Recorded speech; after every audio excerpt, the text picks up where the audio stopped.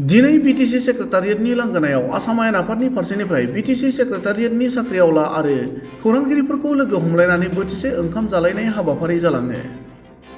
मख'जाथावदि थांनाय 17 फेब्रुआरियाव आसाम आयेन आफादनि बाजेट जथुम्मानि गिबि जथुम्माखौ गिबि खेबनि थाखाय आसामनि राजथावनि दिसपुरनि बाहेरायाव अदेबानि बिटिसि आयेन आफादनि एसेम्बलि हलाव खुंनाय जादोंमोन। आसाम आयेन आफादनि जथुम्माखौ खुंनाय बिटिसि खुंथाय खौरां बिजोंनि मदद होनायखौ साबायखर होनायजों लोगोसे लोगो हमलायनानै जयै बोथिसे ओंखाम जानाय राहाखौ मानगोनां बुंथिगिरि बिश्वजित दैमारिया आसाम आयेन आफादनि फारसेनिफ्राय बानजायदोंमोन। लोगोसेयैनो बे हाबाफारिनि गेजेरजों आसाम आयेन आफादनि फारसेनिफ्राय आसाम आयेन आफादनि बुंथिगिरि बिश्वजित दैमारि बिथाङा बिटिसिनि बुंथिगिरि कातिराम बर', बिटिसिनि गाहाय मावफुं सोद्रोमा प्रमद बर', क'क्राझार जिल्लानि जिल्ला बेंगिरि, पुलिस खुंथायनि मावख'गिरि आरो क'क्राझार प्रेस क्लाबनो गोसोखांथि नेरसोन होनाय जायो।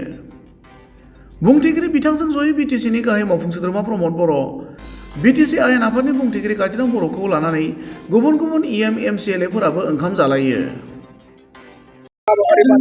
थांनाय 17 फेब्रुआरियाव आसाम आयेन आफादनि जथुम्माया क'क्राझारनि बड'लेण्ड आयेन आफादनि जथुम्मासालियाव जादोंमोन आरो बेवहाय बड'लेण्डनि सरकार आरो बड'लेण्ड आयेन आफादनिफ्राय गोबां जोंखौ गासै नांगौ रोखोमनि मददखौ होदोंमोन। बेनि थाखाय मोजाङै जाफुंसारनो हादों।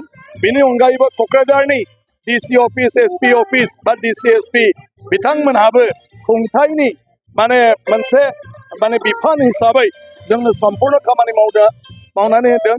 क'क्राझारनि प्रेस क्लाब बा क'क्राझारनि गासै प्रेसनि मानसिफ्राबो इभेन पर्टेलनि मानसिफ्राबो जोंनि बे आयेन आफादनि जथुमखौ फोसावनायनि बेलायाव गोबां भाव लादों।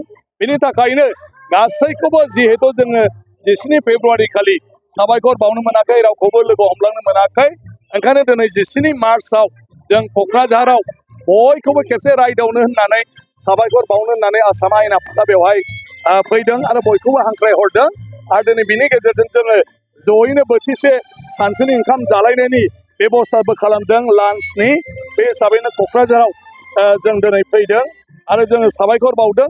जोंनि हांख्रायनाय लेखा गासैबो जोंनि मानव गेदेर श्री प्रमद बर', मानव गेदेर स्पिकार कातिराम बर', प्रिन्सिपाल सेक्रेटारि, एसेम्बलिनि सेक्रेटारि, क'क्राझारनि एसपि आरो डिसि अफिसनि अफिसारफोर आरो गुबुन गुबुन बिफाननि अफिसारफोर, जोंनि गासै एमएलए आरो जोंनि गासै एमसिएलए बिथांमोनाबो दिनै बेवहाय फैदों। प्रेस क्लाबनिफ्रायबो बा गासै प्रेस मिडियानि सोद्रोमाफोरबो बेवहाय फैदों। जों जोबोर गोजोननाय मोनदों आरो बेनि थाखाय फिन आरोबाव साबायखर बावबावदों। क'क्राझाराव फैबाय थानाय समावबो एसेम्बलिया जाबाय थागोन गेजेर गेजेर सम आरो सुबिदाखौ लानानै, आरो बेबायदिनो डिब्रुगड़आवबो खालामनायनि थाखाय दा राहा लानो नागिरदों।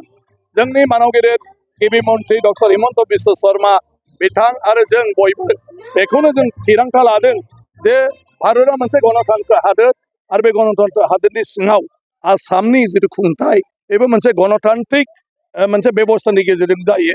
ओंखायनो रायजो राजाया आयेन आफादनि सोमोन्दै मोनथिनांगौ जे आयेन आफादा बेसेबां गुरुत्व दं।